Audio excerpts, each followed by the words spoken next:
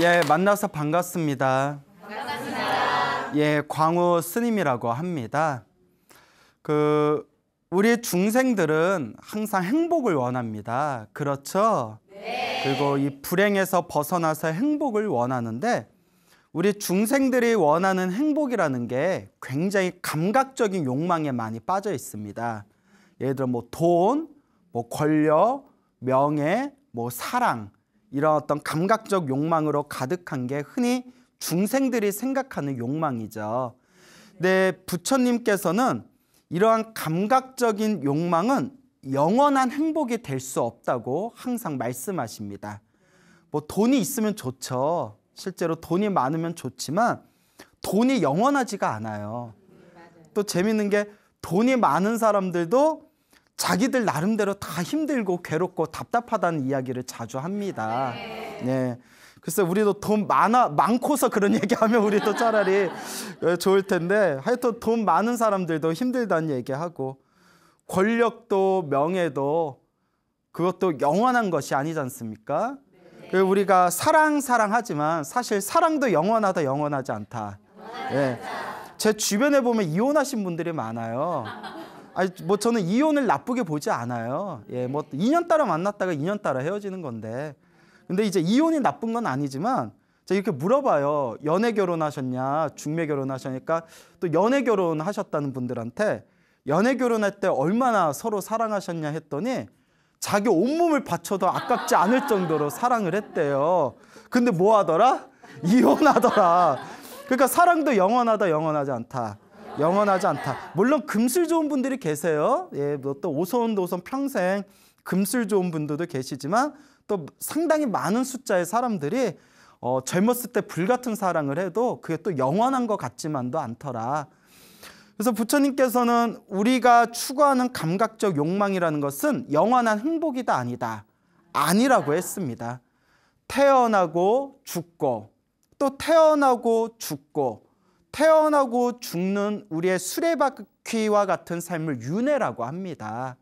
이 윤회에서 펼쳐진 우리의 삶과 죽음이라는 것은 영원하다 영원하지 않다. 영원하지 않다. 끊임없이 자기 마음이 만든 꿈과 같고 환상과 같은 이 세상에서 자신의 본래 마음과 진리와 깨달음을 놓아버린 채 감각적 욕망에 의해서 태어나고 죽는 윤회의 삶을 살고 있는 중생의 모습은 허망하다라고 부처님께서는 항상 말씀을 하셨죠. 부처님께서 말씀하신 가장 위대한 행복, 영원한 행복, 최고의 행복은 무엇이냐? 바로 번뇌와 욕망이 소멸한 것이라고 말씀하셨습니다. 무엇과 무엇이 소멸한 것이다? 번뇌와 욕망이 소멸한 것. 번뇌와 욕망이 다 사라진 그 경지를 열반이라고 합니다. 무엇이라고 한다? 열반. 예, 모든 번뇌와 모든 욕망이 사라져서 항상 고요하고 평온하고 행복한 그 경지가 바로 열반이고, 이러한 열반의 경지를 체득하면 우리 중생들은 더 이상 태어나고 죽고 태어나고 죽는 윤회의 삶에 더 이상 헤매이지 않는다고 불교에서는 누누이 이야기를 하고 있죠. 그래서 모든 번뇌와 욕망이 사라진 열반을 얻으신 거룩한 성자를 우리는 아라한이라고 부릅니다. 뭐라고 한다? 아라한. 그래서 이 아라한, 우리가 법당에 가면 나한전이라고 있어요. 보신 적 있나요? 예, 뭐 잘 모르나 본데요. 저거 대답조차 안 하네요. 뭐 대웅전도 있고 지장정도 있고 관음정도 있고, 그리고 이렇게 나한전이라고 있어요. 나한전이 번뇌와 욕망이 사라지신 거룩한 성자 아라한을 모시고 있는 것이 나한전입니다. 그래서 번뇌와 욕망이 사라진 거룩한 성자를 아라한이라고 하고, 그리고 아라한이 얻은 번뇌와 욕망이 완전히 사라진 그 경지를 열반이라고 부릅니다. 근데 아라한이 되기 위해서 4단계가 있대요. 몇 단계? 4단계. 예, 그래서 소나무에서 여러 번 말씀을 드렸는데요. 1단계가 수다원입니다. 수다원. 2단계가 사다함. 3단계가 아나함. 그 다음에 4단계 마지막 모든 번뇌와 욕망이 사라진 경지가 아라한입니다. 그래서 수다원, 사다함, 아나함, 아라한이 이렇게 4단계가 있는데요. 1단계 수다원만 얻어도 일곱 생 안에, 몇 생 안에? 태어나고 죽고 태어나고 죽는 7생 안에 아라한이 되는 게 보장받는답니다. 그러니까 저희 불교에서는 수다원을 아라한 하이패스라고 불러요. 그러니까 수다원만 되면 아라한까지 7생 안에, 몇 생 안에? 7생 안에 아라한이 되는 게 보장받은 거예요. 그래서 수다원을 얻는 것만도 엄청나게 고귀하고 엄청나게 거룩한 길이다라고 경전에서 끊임없이 이야기하고 있습니다. 그래서 중생들 수준 따라 달라요. 어떤 중생은 부처님 법문 듣자마자 혹은 수행을 하자마자 바로 아라한이 되시는 분도 있고요. 그리고 어떤 분은 수다원만 얻어서 수다원에서 차례차례 아라한으로 올라가시는 분들이 계세요. 이거는 전생에 얼마나 공덕을 지었냐, 전생에 얼마나 수행을 했느냐에 따라서 이런 차이가 난다고 합니다. 그래서 오늘의 이야기를 들으실 때 요 열반, 그 다음에 아라한, 그리고 아라한이 되는 1단계 수다원, 요걸 좀 기억을 해두셔야 제가 앞으로 들려드릴 재미난 이야기가 좀 이해가 되실 겁니다. 알겠죠? 네. 자, 그러면 다시 한번 짚어볼까요? 모든 번뇌와 욕망이 사라지신 거룩한 성자를 뭐라고 부른다고 했죠? 아라한. 아라한이 되려면 몇 단계를 거쳐야 된다? 4단계. 1단계가 뭐다? 수다원. 어우, 똑똑하네요.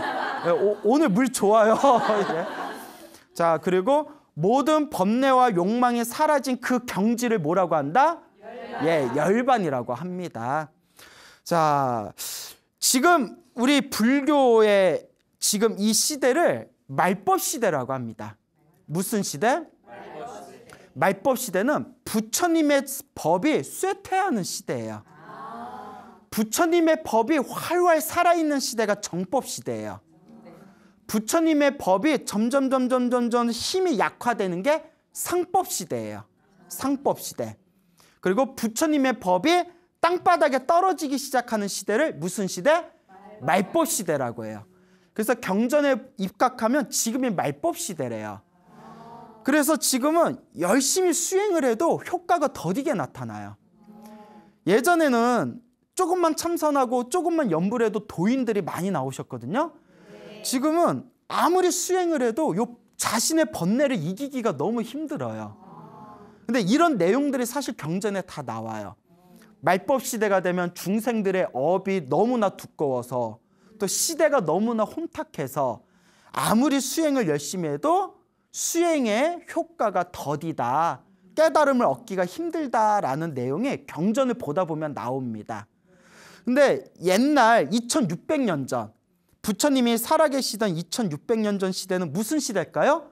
정법 시대겠죠. 그러니까 수행을 안 하고 부처님 법문 듣다가도 깨달음을 얻는 분들이 되게 많이 나옵니다. 그러니까 지금 우리 입장에서 보면 좀 억울하죠.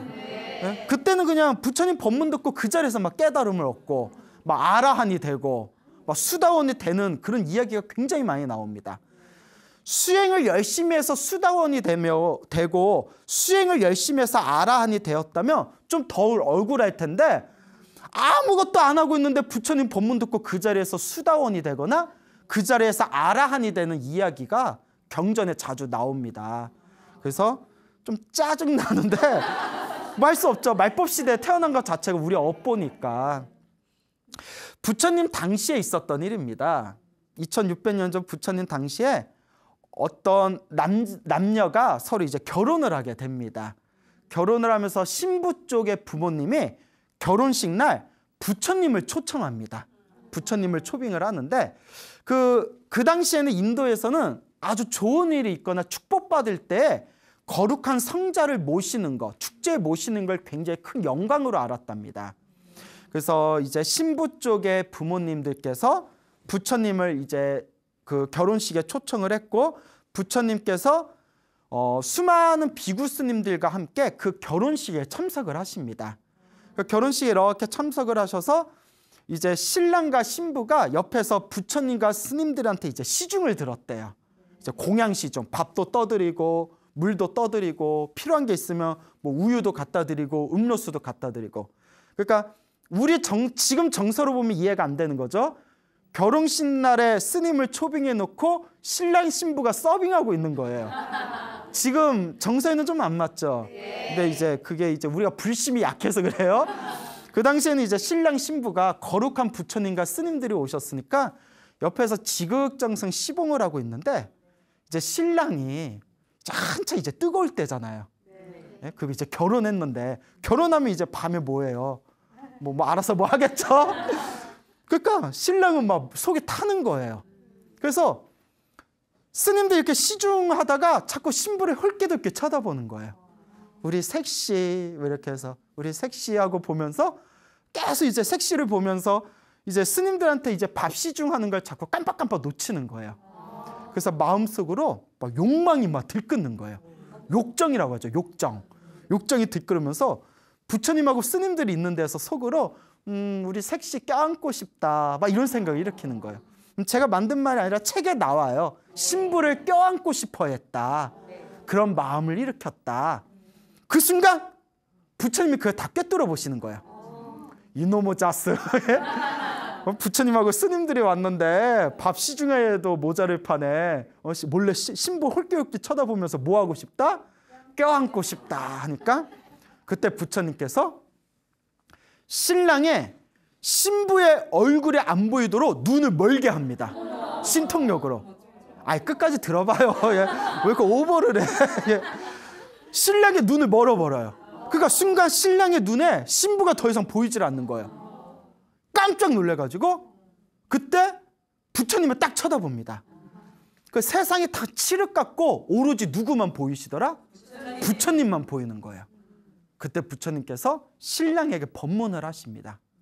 이 욕망의 허망함에 대해서, 이 욕정의 허무함에 대해서 다 법문을 하신 뒤에 신랑의 마음이 고요히 가라앉음을 보시고 다시 신랑의 그 어두워진 눈을 신통력으로 다시 풀어줍니다. 그 이제 원래 시각이 다시 돌아왔어요. 그때 신랑이 부끄러움을 느끼면서 부처님한테 삼배를 올립니다. 그때 부처님께서 아주 유명한 개송을 신랑과 신부에게 가르침을 전하십니다. 욕망보다 더 큰 불길이 없고 미움보다 더 큰 허물이 없다. 모든 번뇌와 욕망이 사라진 열반이야말로 가장 최고의 행복이다. 라는 법문을 딱 해주시는 순간 그 자리에서 신랑과 신부가 수다원가를 얻었다고 합니다. 아라한 하이패스를. 자, 욕망보다 더 큰 불길이 없고 우리 내면에는 끊임없이 막 불이 활활 타오르고 있대요. 여러분도 혹시 불 만져본 적 있어요? 다행이네요. 불 만지면 돼요, 안 돼요? 불을 만지면 어떻게 되죠? 뒤져. 불을 만지면 뒤어요. 뒤면 너무 아파요. 그래서 너무나 힘들고 괴로울 때 우리가 뒤질 것 같아 이런 표현 쓰잖아요. 불을 딘 것 같이 힘들고 괴롭다는 뜻이에요. 뭐가 아예요? 예, 그래요? 그런데 손으로 불을 만진 거는 사람들이 다들 두려워하는데 활활 타오르는 불보다 더 큰 불길이 우리 내면 안에 있대요. 그게 바로 무엇이다? 욕망이라는 거예요. 욕망 때문에 우리는 스스로 불태우고 있으면서도 그걸 모르고 있다는 거예요. 노름이라는 욕망에 빠져버리면 나와 내 모든 걸 다 불태워버리잖아요. 알코올이라는 욕망에 빠져서 알코올 중독이 돼버리면 나와 주위의 모든 것을 다 불태워버리잖아요. 돈, 권력, 명예에 눈이 멀어가지고 돈과 권력과 명예라는 불길에 스스로 타버리면 결국 후회만이 남잖아요. 중생들은 욕망이라는 큰 불길을 안고 있으면서도 그것을 모르고 있다는 거예요. 내 안에 욕망이라는 큰 불길을 안고서 내 내면에서 끊임없는 불이 활활 타오르고 있는데도 중생들이여 어찌하여 그 불을 보지 못하는가? 라고 부처님께서 말씀하시고 계십니다. 그래서 우리 내면의 번뇌와 욕망이라는 모든 불길, 탐욕과 성냄과 어리석음이라는 이 불이 완전히 소멸했을 때 우리는 그것을 뭐라고 부른다? 열반이라고 불러요. 그래서 열반을 산스크리트어로 니르바나라고 해요. 뭐라고 한다? 니르바나. 니르바나의 뜻이 불이 꺼지다라는 뜻이래요. 뭐가 꺼지다? 불이 꺼지다. 네. 불이 꺼지다라는 니르바나를 중국에서 열반이라고 발음을 했고, 이 열반이 바로 우리 내면의 탐욕과 성냄과 어리석음이라는 번뇌와 욕망의 불을 끄라는 그런 부처님의 말씀이 되겠습니다. 근데 이 이야기를 들으면서 제가 한 가지 짜증이 나더라고요. 짜증의 불길이 오르더라고요. 왜냐? 아니, 신랑이 법문 듣자마자 신랑하고 신부가 그 자리에서 수다원을 얻었잖아요. 네. 지들이 뭘 했다고? 예? 부처님 시중 들다가 신부 쳐다보면서 껴안고 싶다 하고 있을 때 부처님한테 법문 듣고 그 자리에서 수다원을 얻었잖아요. 네. 짜증 나요, 안 나요? 나요. 별로 안 나는 것 같은데? 나만 나나? 전생에 닦은 게 있어서 그렇대요. 그냥 우연으로 그런 게 아니라 전생에 닦아놓은 공덕의 힘에 의해서 이번 생에 부처님의 법문을 듣자마자 그 자리에서 깨달음을 얻을 수가 있었다. 이번 생에 아무런 수행을 하지 않았는데도 부처님 법문을 듣자마자 깨달음을 얻었다는 것 자체가 전생에 무엇을 많이 했다? 수행을 많이 했다. 공덕을 많이 지었다라는 의미가 된답니다. 그래서 제가 항상 불자분들에게 이런 말씀을 드립니다. 지금 내가 연부를 하고, 지금 내가 수행을 하고, 지금 내가 공덕을 쌓아나가는 이 과정들이 당장은 의미가 없는 것처럼 보이고, 당장은 효과가 없는 것처럼 보이고, 당장은 뭐 아무런 힘을 발휘하지 못하는 것처럼 보인다 하더라도 내가 이번 생에 지어놓은 수행과 선업과 공덕의 힘은 허공으로 사라진다? 아니다. 항상 내가 지은 모든 업은 선업이든 악업이든 반드시 누가 받는다? 내가. 이번 생이 아니면 다음 생이라도, 다음 생이 아니라면 다다음 생이라도 그 공덕은, 그 수행은 당장은 미미한 것 같더라도 언젠가 그 모든 공덕과 수행의 힘은 반드시 내가 받을 수밖에 없다라는 말씀을 제가 항상 누누이 들려드립니다. 즉, 그 신랑이 부처님과 스님들을 모셔다 놓고 이렇게 공양 시중을 올리면서 음탕한 마음을 일으키면서 아우, 우리 신부 빨리 내가 껴안고 싶다라는 마음을 일으켰음에도 불구하고 부처님께서 그걸 다 꿰뚫어 보시고 부처님의 법문 한마디에 그 자리에서 아라한 하이패스, 수다원가를 그 자리에서 딱 얻을 수 있다는 것 자체가 그 신랑과 신부가 이미 언제 많이 닦았다? 전생에서부터 닦았다라는 겁니다. 즉 우리 불자님들도 지금 이번 생에, 지금 이 순간에 열심히 닦아 나오면 이번 생에 깨달음을 얻을 수도 있을 것이고, 혹 이번 생에 깨달음을 얻지 못했다 하더라도 다음 생, 다다음 생 내가 지어놓은 공덕만큼 누가 가져간다? 내가 가져가게 된다라는 이 삼세인과 과거, 현재, 미래 3세 인과 업보의 가르침을 절대 놓치지 마시길 바랍니다. 알겠죠? 네. 그래서 이와 같이 부처님의 법문을 들으면서 신랑과 신부는 그 자리에서 수다원가를 얻었다라는 이야기가 전해지고 있습니다. 부처님 당시에 있었던 일입니다. 부처님께서는 항상 새벽마다 가만히 앉으셔서 깊은 명상에 들어가신답니다. 그 깊은 명상에 들어가서 지혜의 그물을 세상에다가 던져 놓으신대요. 무엇의 그물을? 지혜의 그물을. 지혜의 그물을 세상에 딱 던져 놓고 그 지혜의 그물에 인연 따라 걸리는 중생을 그날 제도를 하신답니다. 부처님께서 새벽에 지혜의 그물, 그러니까 눈에 보이지 않는 지혜의 그물을 세상에 던져놓고 인연 따라 광우스님이 그 그물에 걸리면 그날 누구를 제도하고? 광우스님을 제도하고 그날에 혹은 어떤 남자 신도가 걸리면 남자 신도를 제도하고, 여자 신도가 걸리면 여자 신도를 제도하고, 산적이 걸리거나 악한 사람이 걸리면 산적이나 악한 사람을 제도하신다는 거예요. 그래서 그날 내가 어떤 중생을 제도해야 될 것인가 스스로 사유를 하시면서 세상에다 지혜의 그물을 던져 놓으시고, 근데 부처님이 던져 놓으신 지혜의 그물에 걸리는 사람 자체가 이미 부처님과 무엇이 있는 사람들이죠? 그렇죠. 인연이 있는 사람들이 걸리는 겁니다. 그래서 그날따라 부처님께서 새벽에 일어나셔서 깊은 명상에 들어가시면서 지혜의 그물을 세상에 던져 놓으십니다. 그때 저 멀리 떨어진 어느 시골 마을에 어느 농부가 그 부처님의 지혜의 그물에 딱 걸리게 됩니다. 그때 부처님께서 당신의 지혜의 그물에 걸린 그 농부를 가만히 신통력으로 살펴보면서, 아, 이 농부가 오늘 깨달음을 얻을 인연이 있겠구나 라는 것을 꿰뚫어 보시고, 그 한 명의 농부를 제도하기 위해서 부처님께서 그 시골 마을 먼 길을 직접 걸어가십니다. 수많은 스님들을 데리고 수많은 스님들과 함께 그 시골 마을을 천천히 걸어서 한참 동안 걸어서 그 시골 마을에 딱 도착을 하시게 됩니다. 그 시골 마을에서는 와, 이런 조그만 촌구석에 이렇게 위대하신 부처님과 스님들이 직접 오셨구나 하면서 이제 축제 분위기였겠죠. 그래서 부처님을 위해서 이렇게 공양을 이제 준비를 합니다. 점심을 드려야 되니까. 그때 그 부처님의 지혜의 그물에 걸렸던 농부는 부처님이 자기 때문에 왔다는 걸 꿈에도 모르는 거예요. 그렇죠? 모르겠죠.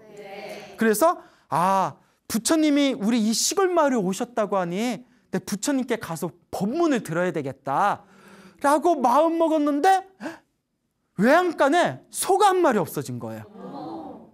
아마 새벽에 어디 소가 몰래 도망을 갔나 봐요. 그때 고민에 빠집니다. 법문을 들으러 갈까? 소를 잡으러 갈까? 법문을 들으러 갈까? 소를 잡으러 갈까? 농부는 소를 잡으러 가기를 선택합니다. 이게 가난한 사람의 비애예요. 부자라면 소가 한 마리 있든 없든 그냥 누구 법문 들으러 가면 돼요? 그냥 부처님 법문 들어가면 돼요. 부자한테는 소 한 마리가 큰 의미가 없거든요. 언제 오실지 모르는 부처님의 법문을 듣는 게 더 중요하잖아요. 하지만 가난한 사람은 그러기가 힘들어요. 소 한 마리 한 마리가 전 재산이거든요. 그래서 눈물을 머금고 나는 처자식을 먹여 살려야 되니 일단 소부터 찾아야 되겠다 하고 산으로 소를 찾으러 갑니다.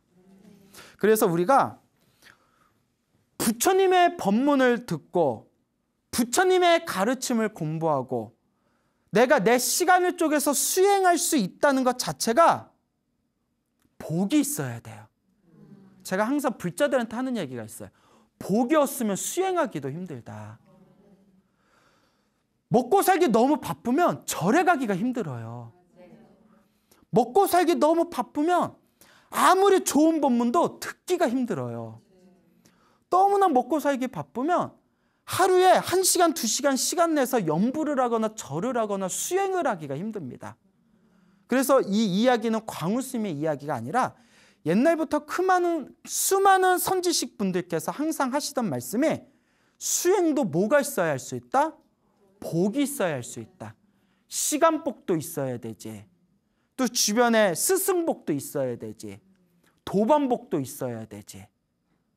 그리고 몸에 건강한 건강복도 있어야 되지. 그리고 먹고 사는 게 어느 정도 해결되는 재물복도 있어야 되지. 그 복이 없으면 수행하기가 힘듭니다. 그래서 불자분들한테 제가 항상 하는 이야기가 있어요. 복이 없어서 수행하기가 힘들면 그렇다고 수행을 포기하면 된다, 안 된다? 안 된다. 아, 내가 전생에 지어놓은 복이 없어서 항상 생활에 쫓겨가지고 이와 같이 수행하기가 힘들구나. 그러니 이번 생이라도 무엇을 열심히 지어야 되겠구나?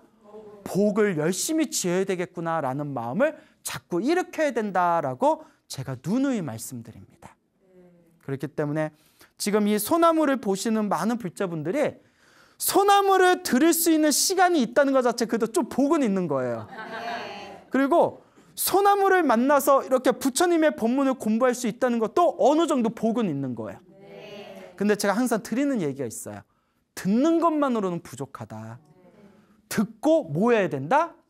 실천하고 수행해야 된다. 그래서 항상 이 소나무 프로그램을 보시는 불자님들께 꼭 드리고 싶은 얘기가 복을 지어라. 복이 있어야 모두 할 수 있다. 수행할 수 있다. 그리고 듣는 걸로 만족하지 말아라. 그냥 재미난 이야기 들었다 하고 그냥 한 귀로 흘러버리지 말고 듣고 들었으면 끊임없이 사유하면서 실천하고 수행해라 라는 말씀을 제가 꼭 당부드리는 바입니다. 자, 그래서 이 농부가 산으로 이제 소를 찾으러 갔을 때 부처님과 스님들께서 광장에 앉아서 수많은 그 시골 마을에 신도님들이 이렇게 올리는 공양물을 다 드시고 나서 잠시 이렇게 침묵에 빠지십니다. 원래 부처님의 법은 공양을 드시고 나서는 신도들에게 법문을 해주는 게 부처님 가르침의 중요한 법도예요. 신도는 부처님과 스님들과 수행자들에게 공양을 올리고 공양을 드신 부처님과 스님들과 수행자들은 그 공양의 대가로 신도들이 올바른 길을 갈 수 있고 복과 선악과 공덕을 쌓을 수 있는 법문을 해주는 게 부처님의 법도입니다. 근데 부처님께서 공양을 드시고 법문을 해주셔야 되는데 법문을 안 하고 가만히 침묵을 지키고 있는 거예요. 그래서 사람들이 수군덕 거리겠죠. 그때 부처님께서 다음과 같이 이야기하십니다. 내가 이 마을에 멀리 걸어서 온 이유는 누군가를 위해서 온 것이다. 근데 그 누군가가 아직 이 자리에 오지 않았다. 그 사람이 올 때까지 나는 침묵을 지킬 것이다. 그때 가까스로 이제 소를 잡아가지고 소를 외양간에다 집어넣고 딱 봤더니 점심시간이 훌쩍 지나가 있는 거예요. 그때 그 농부가 지금 관장에 부처님과 스님들이 계실 텐데 아마 법문이 거의 끝났을 것이다. 그래도 얼굴이라도 한번 뵙자. 그래도 멀리서라도 얼굴이라도 한번 뵈야 되지 않겠냐. 부처님 가시기 전에 얼굴을 뵙자 하고 관장에 딱 갔더니 부처님이 그대로 앉아 계시는 거예요. 농부는 모르고 있는 거예요. 자기 때문에 그렇게 앉아 계시는 거예요. 근데 알았으면 엄청 감동이었을 것 같아요. 그래서 뭐 어리둥절하고 있는데 이제 부처님이 자기가 기다렸던 농부가 딱 왔으니까 법문을 해야 되잖아요. 근데 부처님은 모든 걸 다 꿰뚫어 보시는 거예요.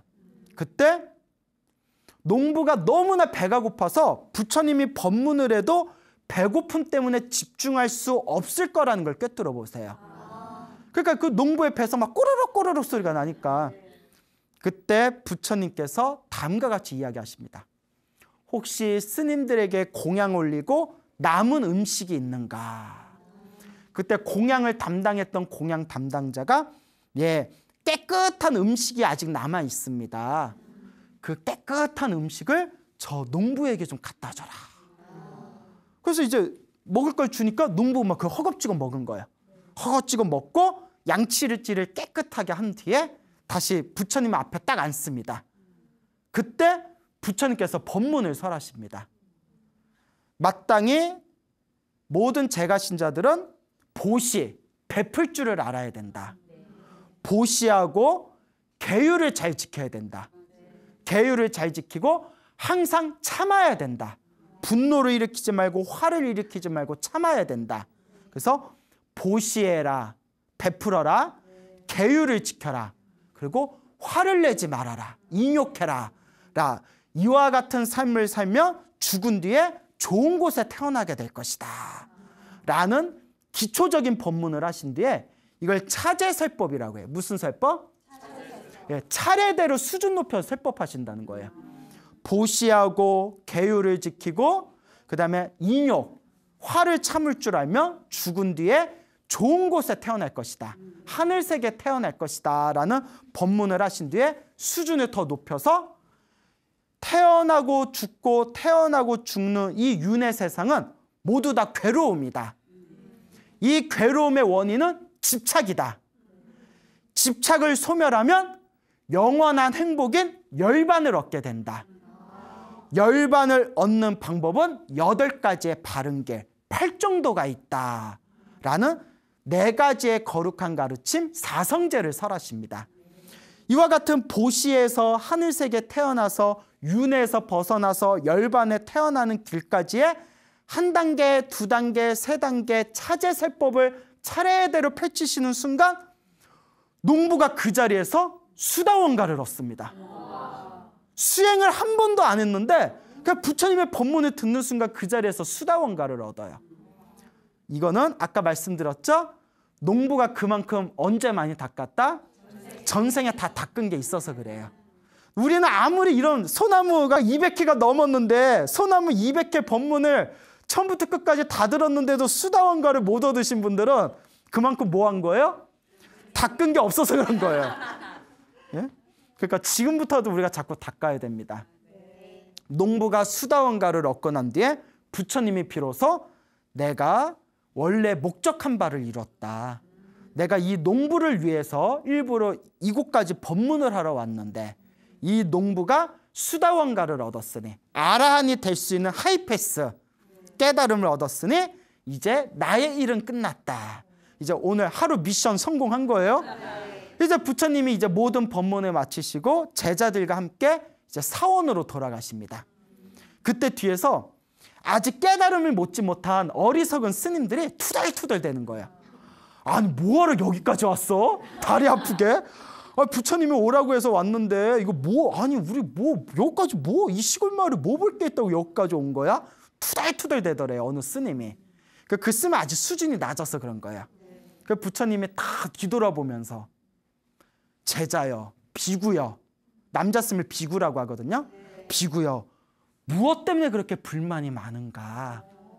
그러니까 아니 뭐 여기 먼 길까지 왔는데 뭐 이거 그냥 뭐 왔다가 가고 뭐 이게 뭡니까 부처님? 그리고 뭐 그 농부는 배가 고프다고 그 부처님 생전 한 번 안 하시던 뭐 밥 갖다 줘라 이런 얘기나 하시고 저는 이게 이해가 되지 않습니다. 그 부처님께서 그 어리석은 비구 스님에게 내가 여기까지 온 거는 오로지 한 명을 위해서 온 것이다. 그 농부에게 깨달음을 주기 위해서 온 것이다. 근데 그때 농부는 너무 배가 고팠다.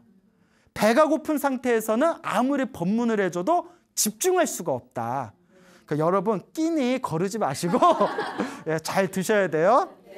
그래서 그 사람에게 농부에게 먹을 걸 갖다 주라고 시킨 것이고 그리고 배가 부른 농부는 부처님의 법문에 집중해서 수다원가를 얻을 수 있었던 것이다 라고 하면서 부처님께서 이와 같이 말씀하십니다. 배고픔이 가장 큰 병이다. 왜냐? 다른 병은 약을 먹으면 나을 수 있지만 배고픔은 배가 채워질 때까지 계속 괴롭다는 거예요. 그래서 배고픔이야말로 가장 큰 병이다.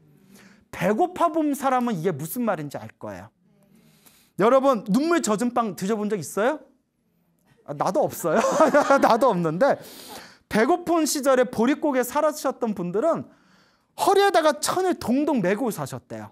막 속이 쓰려가지고. 그래서 배고픔이야말로 가장 큰 병이다라고 부처님께서 말씀하시면서 부처님께서 제자들에게 다음과 같은 법문을 하십니다. 배고픔이 가장 큰 병이요. 윤회가 가장 큰 괴로움이라네. 이것을 있는 그대로 알면 열반을 성취하게 되니 열반이야말로 가장 최고의 행복이다. 무엇이야말로 가장 최고의 행복이다? 열반이야말로 가장 최고의 행복이다라는 아주 유명한 법문을 남기시게 됩니다. 이와 같이 부처님께서는 이 세상에 출현하셔서 한 명의 중생이라도 깨달음의 길로 인도하기 위해서 평생을 살다가 가신 분이었습니다. 그래서 아무리 멀리 떨어진 곳이라 하더라도 그 한 명의 존재에게 깨달음을 주기 위해서 먼 길을 걸어서 오고 가는 수고로움도 마다하지 않던 분이 바로 우리의 부처님이 되십니다. 그래서 우리도 열심히 수행하고 열심히 공덕을 짓는다면 우리도 미래생에 미륵 부처님이 세상에 출현하실 때 누구를 위해서 와주실 것이다? 우리를 위해서 분명히 먼 곳에서도 와주실 것이다라는 부처님의 자비심에 대해서 확신을 가지시기 바랍니다. 알겠죠? 네. 부처님 당시에 왕이 있었는데요. 이 왕의 이름이 파사이 왕입니다. 이 파사이 왕이 엄청난 대식가였대요. 밥을 엄청나게 많이 먹다 보니까 지금으로 치면 당뇨병에 걸렸던 것 같아요. 밥만 먹으면 졸리고 몸이 퍼져버리는 거예요. 그래서 아침 공양을 하고 부처님의 법문을 들으려고 사원에 갔는데 너무 졸려가지고 몸이 막 풀어져 버리는 거예요. 그래서 막 눈이 해롱해롱 하니까 부처님이 왕이시여 건강이 좋지 못하십니까? 하니까 이 파사이 왕이 부처님께 부처님 저는 밥만 먹으면 졸리고 몸이 너무나 무겁고 괴롭습니다. 어떻게 이 괴로움을 없앨 수가 있겠습니까? 그때 부처님께서 다음과 같은 개송을 왕에게 전해줍니다. 언제나 마음을 챙겨서 언제나 무엇을 챙겨서? 언제나 마음을 챙겨서 음식을 절제하면 무엇을 절제하면? 음식을 절제하면 괴로움이 점점 줄어들고 목숨을 보존하여 천천히 늙어간다라는 개성을 가르쳐 줍니다. 근데 어떤 분이 계시는데 살을 빼려고 아침 굶고 점심에는 선식을 하신대요. 아침을 굶고 점심에는 미숫가루 같은 걸로 선식을 하시는 건데도 살이 안 빠지는 거예요. 왜 안 빠질까요? 저녁에 몰아서 폭식을 하는 거예요. 남 얘기 같지 않죠? 아침 굶고 점심에 회사 가서 미숫가루 선식하고 저녁에 와서 그날 못 먹은 거 폭식을 해버리니까 이게 악순환이 생겨가지고 살이 안 빠지더래요. 그래서 왕에게 이와 같은 개성을 읊어준 뒤에 왕 옆에 있는 조카에게 다음과 같이 얘기합니다. 왕께서 식사를 하실 때마다 옆에서 이 개성을 읊어라. 왕이 마지막 한 덩어리를 남겨놨을 때 그걸 드시기 전에 이 개성을 읊어라. 왕이 그때마다 정신을 차려서 음식을 점점 절제하게 될 것이다. 그때 왕의 조카가 알겠습니다 부처님 제가 그렇게 하겠습니다. 그 왕이 이제 하루 세끼 드실 때마다 조카가 옆에 있다가 마지막 한 덩어리 딱 남았을 때마다 언제나 마음을 챙겨서 음식을 절제하면 점점 괴로움이 줄어들고 목숨을 보존하여 천천히 늙어간다. 그 왕이 딱 부처님이 생각나면서 그 한 덩어리를 안 먹는 거예요. 한 덩어리 안 먹은 만큼 다음 식사 시간에 그 양을 빼는 거예요. 그걸 몇 날 며칠 몇 달을 반복했더니 점점 위가 줄어들었는지 왕이 밥 한 그릇에도 만족을 하게 됐답니다. 몸이 굉장히 건강해졌대요. 그래서 왕이 건강해진 몸으로 부처님께 자랑을 했더니 부처님께서 다음과 같은 유명한 개성을 왕에게 전해줍니다. 한번 잘 들어보세요. 건강이 무엇이?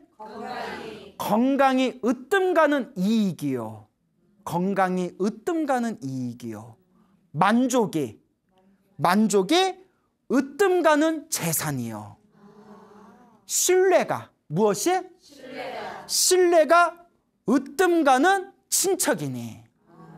건강이야말로 가장 으뜸가는 이익이고 건강을 잃으면 다 잃는 거예요. 자기 자신한테 지금 이 순간에 만족할 줄 알 때 가장 으뜸가는 재산이고 우리가 친척한테 의지하지만 우리가 친한 사람들한테 의지하지만 사실 사람과 사람 간의 신뢰가 가장 으뜸가는 친척이 되나니 하지만 열반이야말로 가장 최고의 행복이다 라는 유명한 말씀을 남기시게 됩니다.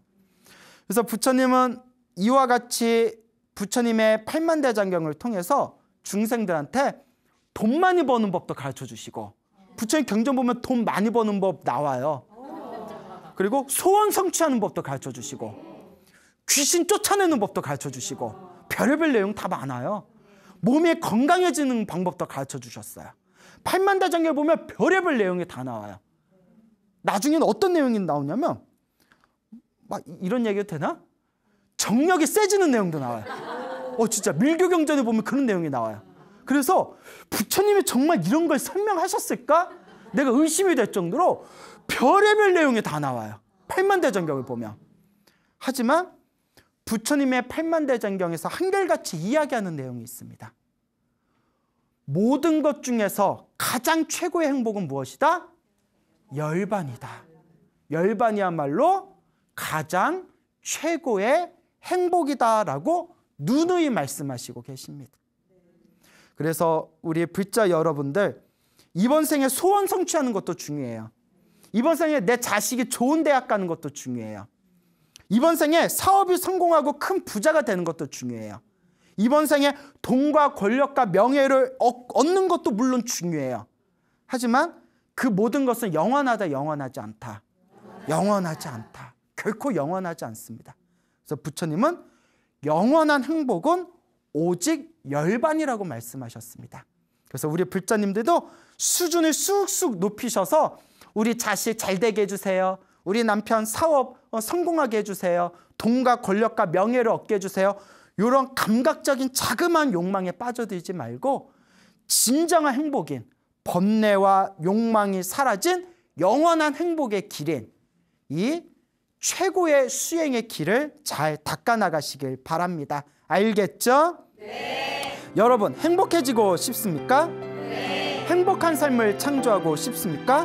네. 복을 지으십시오. 선업을 지으십시오. 공덕을 쌓으십시오. 복과 선업과 공덕의 힘이 여러분들을 진정한 행복의 길로 이끌어 줄 것입니다. 여기서 마치겠습니다. 소중한 나! 무한 행복!